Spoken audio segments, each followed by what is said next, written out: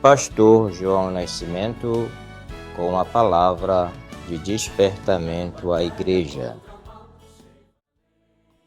Deus continue abençoando a toda a igreja e a todos os irmãos que vão ouvir este áudio.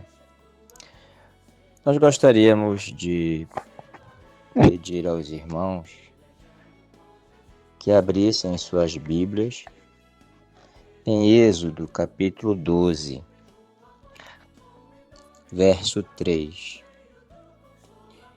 Falai a toda a congregação de Israel, dizendo: aos 10 deste mês, tome cada um para si um cordeiro, segundo as casas dos pais, um cordeiro para cada casa. No verso 7 diz: e tomarão do sangue e poluão em ambas as ombreiras, na verga da porta, nas casas em que o comerem. O verso 13 diz o seguinte: e aquele sangue vos será por sinal nas casas em que estiverdes. Vendo eu o sangue, passarei por cima de vós, e não haverá entre vós praga de mortandade, quando eu ferir a terra do Egito. Observamos que Deus está se referindo a um animal, e este animal é um cordeiro. Indo para o Novo Testamento, nós vamos ler em Efésios, capítulo 2, os versos 20 e 21, que diz o seguinte: edificados sobre o fundamento dos apóstolos e dos profetas, de que Jesus Cristo é a principal pedra da esquina, no qual todo edifício bem ajustado cresce para templo santo no Senhor.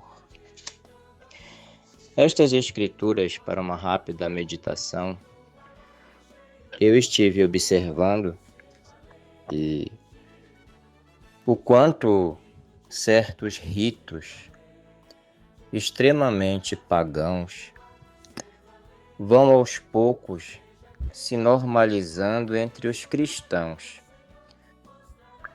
Eu observei que muitos cristãos, usando a internet e tudo mais, começam a fazer, de certa forma, algumas postagens sobre coelhinhos e ovos de Páscoa,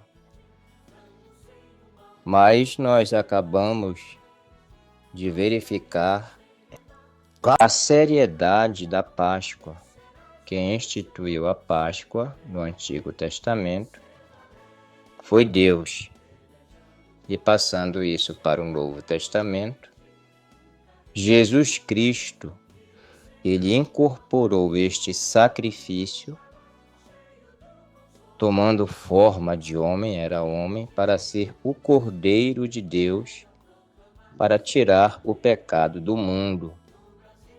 Aí nós verificamos, onde tem coelho, onde aparece na Bíblia ovos de chocolate, nós precisamos realmente firmar os nossos pés na verdade e estarmos edificados sobre o fundamento dos apóstolos e dos profetas.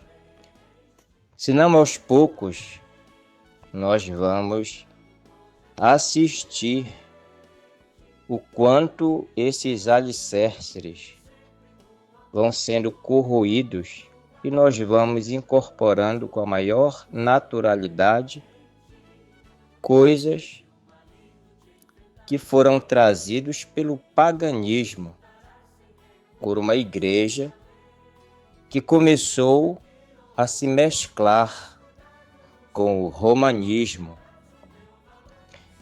A partir do momento que Constantino Cloro ele começou a se envolver com a igreja, veio junto esses ritos e até nós vemos coisas gregas sendo colocadas no meio das coisas ou misturadas com as coisas cristãs. Mas Paulo diz que a igreja é a coluna da verdade. Não existem várias igrejas aos olhos do Senhor Jesus. Existe uma igreja só. Ele olha e vê uma igreja. Ele não vê tabernáculos, nomes de tabernáculos. Ele vê uma igreja que está espalhada pelo mundo todo. E esta igreja, ela não pode se envolver com coisas que não constam nas sagradas escrituras. Mas o tempo moderno parece que vai nos levando a uma certa falta de preocupação em nos posicionar ao lado do que deve ser posicionado.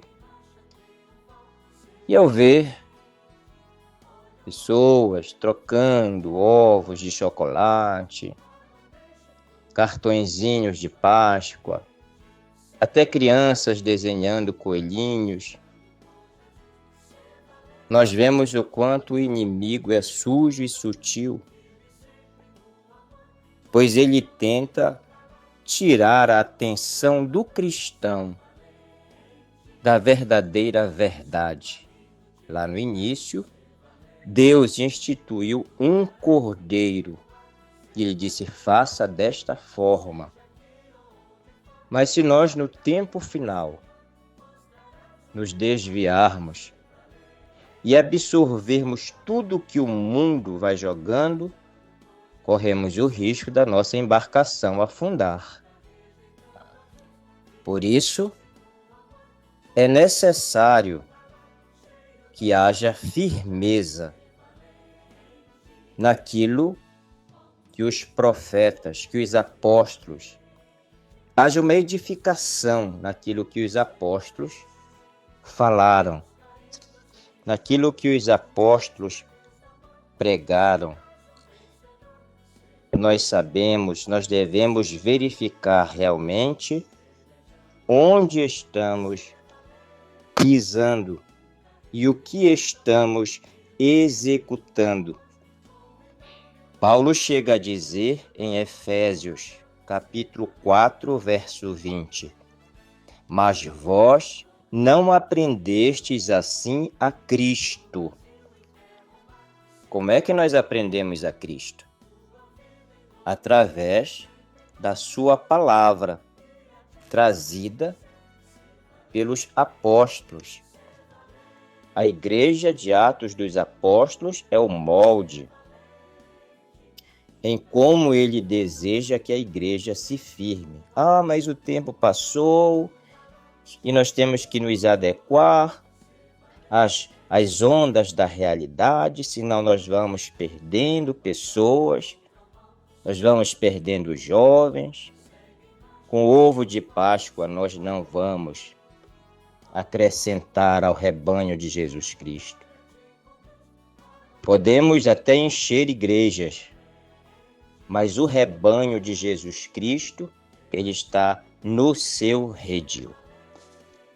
Verifiquemos e observemos, e não venhamos a deixar que certas coisas que são específicas do paganismo venha a se tornar normalidade no meio da igreja. Eu creio que é tempo de despertamento. É tempo de pensarmos no retorno, na vinda do Senhor Jesus Cristo. Para isso, ele enviou um arauto, um profeta, para nos alertar e nos colocar na linha certa da estrada, para nós não nos perdermos no deserto de tantas influências contrárias. Deus nos abençoe.